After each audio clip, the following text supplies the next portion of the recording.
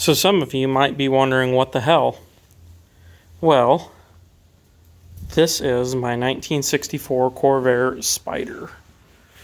Golf is not here right now for reasons I won't disclose until later. So until I get progress on that, I'll show you this more recent thing that I got. And the best part, this one actually runs.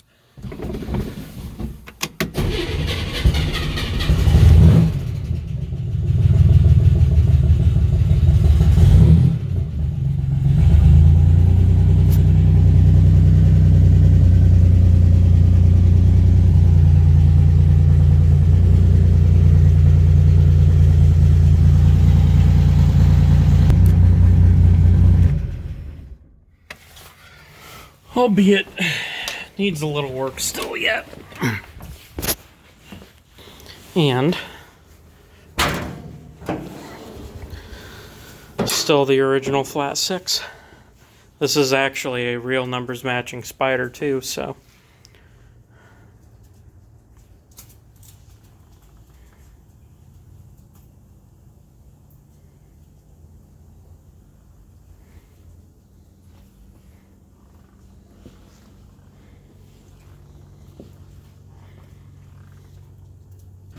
Ignore the wiring, I'm gonna fix that real quick. I have a whole new harness.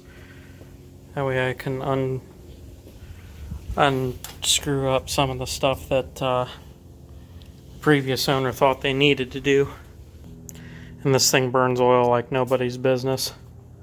I suppose I can give a little more about the car.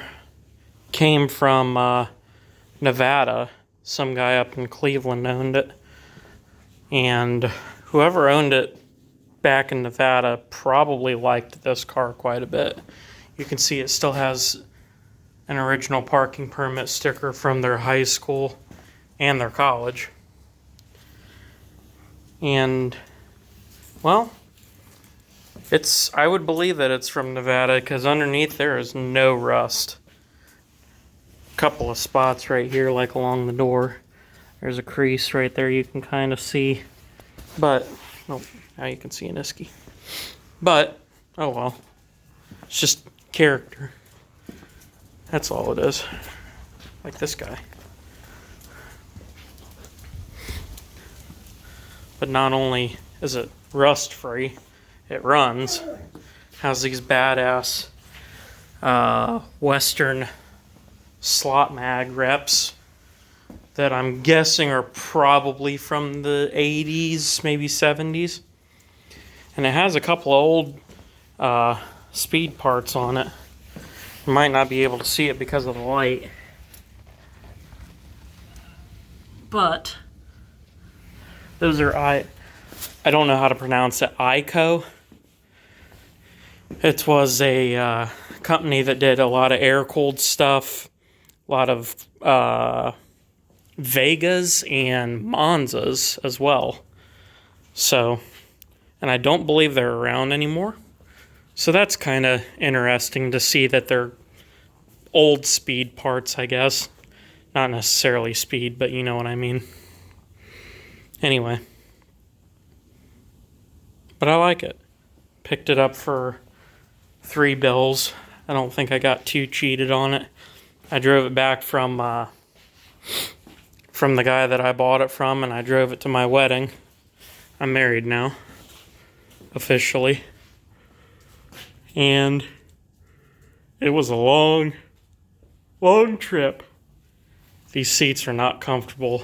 The owner, the previous owner that I bought it off of, was a very large gentleman, even more so than myself. So the seats are a little beat, but god damn, I love this plaid. Back seat is done that way too. Ignore all the stuff in the back seat. But pretty much everything works except the radio. It's a little funky.